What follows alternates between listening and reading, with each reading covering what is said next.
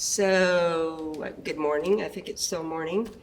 I appreciate my colleagues and all the work that they have been able to do so far this session, which I think by any measure is a lot.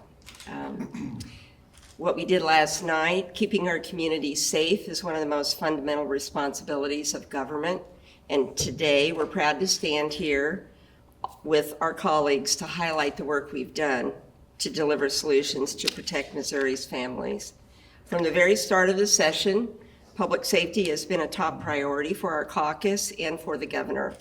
House Bill 495 is a bold, comprehensive approach to addressing crime in our state. It strengthens law enforcement oversight where it's needed, and it cracks down on violent crime. I do think Missourians want leaders who will take action, not just talk, when it comes to crime. This bill is proof that we are serious about law enforcement having the tools they need. Violent offenders face real consequences, and our communities remain places where families feel safe. The governor made public safety one of his top priorities, and we're proud to be delivering on that commitment.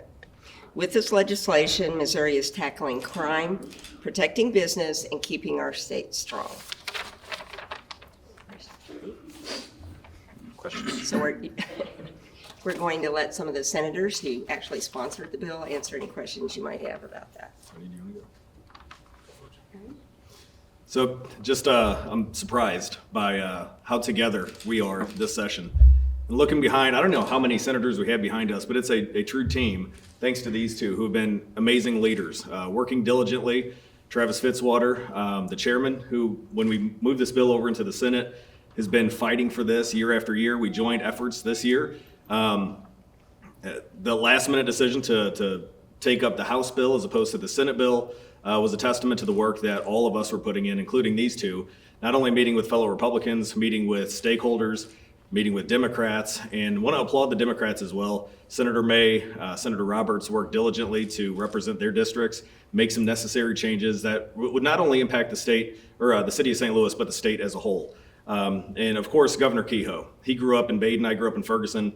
This is our old backyard that we're seeing deteriorate over time. And you know, the population decline, the crime increases, the poll that was conducted by SLMPD, that 98% of them said we need a change, we need this bill. We're finally answering that call. We're finally backing the blue and not defunding them. So with that, I'm gonna turn it over if Travis wants to say anything, or Tony. Go ahead.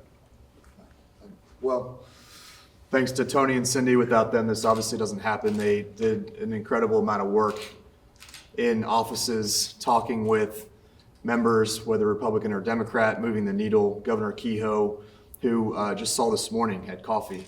And we emphasized how important relationships are in this building, and his relationships over the years, and getting into rooms and being a trusted voice, even when we disagree on big issues. To be able to sit down with people that were vehemently opposed to this policy position, but yet find a path forward for it, was an incredible level of leadership skill from our governor. And that's a big, big deal. And so thank him for that. And Senator Schroer is like a bulldog on a bone on this thing. That's helped a ton. I love working with him, and it's meant a lot as we've moved this forward. And I would be a little bit remiss if we didn't mention Representative Chris, too, has been a stalwart leader on this issue for the last several years, has done an incredible job maneuvering it through the House, and really appreciate his efforts, even being around yesterday to answer questions and to be available to help negotiate on this issue. So he's done a tremendous job as well, and happy to be a part of the effort. So this is for anyone who was Senator Schroer, but how do you, I mean, do you have confidence that this will actually help St. Louis's crime problem? I do. I really do. Speaking with the constituents that are out there, the many town halls that we've done with Ty Dennis, who founded Clippers and Cops, working with the Ethical Society of Police, the POA, the FOP, the boots on the ground. This is a culmination of what they wanted. The experts that are seeing what has happened under state control previously, what has happened under local control, the injection of politics into policing. We've seen the population decline, crime numbers, the FBI calling into question whether we can even trust some of these crime numbers. We got to get back to the basics of protecting and serving. And I think when you look at other states that have kind of been similarly situated with these crime issues, They get together with the police, inject some community policing, trust back into the police, but they're saturating the streets with these people that are protecting and serving. So I firmly believe it's going to take a little bit to get there, but once the governor signs this bill, all the boots on the ground, the trust in the system, the framework of the police compensation, and that's going to be huge for competing with St. Louis County, with St. Charles County. I know we've benefited from a lot of the police officers leaving the city of St. Louis and coming to us, which is great for St. Charles County, but not so good for the city of St. Louis. I think with what we've crafted yesterday, it's going to be a game changer when it comes to public safety and moving our state in the right direction. What's your impression of the results from Tuesday in the mayor's race? Does that? It's not shocking. It's not shocking at all, especially when you talk to the two senators that represent that area. When you speak with the constituents at the town halls, I was not shocked at all. It was a little bit surprising that Michael Butler didn't finish in second. He's a former colleague of mine, and I know he's had his ear to the ground and talking with constituents and trying to address their problems. And I think we're going to see the same results when it comes in April. We're going to have a new mayor. What will it look like for this bill to be successful 1 year down the road, 5 years down the road, 10 years down the road? What kind of metrics in terms of crime are you going to look at to see whether or not this is having the impact that you want it to? Well, number one, it's transparency. There have been a lot of issues with getting the actual crime statistics to the public. The FBI has called it into question. We've had professors, non-biased professors, calling it into question. So I think transparency, number one, communication with the constituents, communication with the people, with the business owners. And I think the way that we have the advice and consent of the Senate, you're going to have a lot of buy-in from the senators, not only representing the city of St. Louis, but buy-in from the governor, from all of us behind you, and we're invested now. I mean, this is something we're putting on our shoulders to make sure that St. Louis is not going to further decline, and we'll be able to compete with Nashville, Tennessee, Austin, Texas, bringing the big businesses here and letting us all feel safe when we go down to a Cardinals game, to a Battlehawks game, and so on and so forth.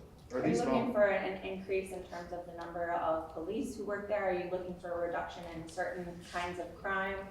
Well, all of the above. I think when you look at the trust that they have to have all of these issues addressed, I've heard last year when a former senator asked the question, are these police actually getting no pay, no compensation, and then getting a paper check from the city of St. Louis, which bounces? And the city of St. Louis representative said, yes, that was happening. There are certain times when only 1 or 2 police show up to a very high crime area.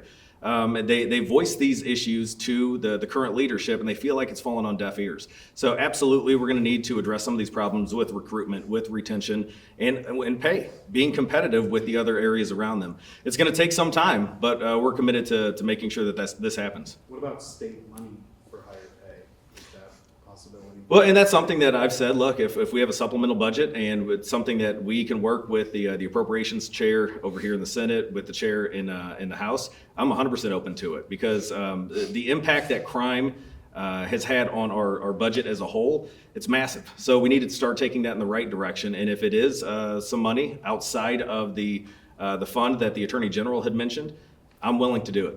We've got time for one more question. Shoot. Make it a good one.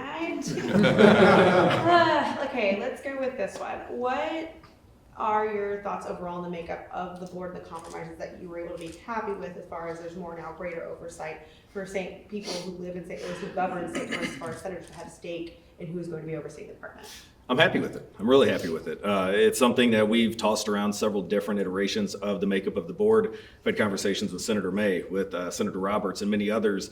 And this is the process. This is the legislative process coming to a head. And it's something we haven't seen in the past several years in this building. There's been a lot of screaming, name calling, and now we're actually doing the people's work. So I'm happy with our final work product. Could it be better? I don't know. And I think with the buy-in from the Republicans and the Democrats on this issue, if it needs to be made better, we've got a leadership team that's willing to bring this back up and address this in years to come.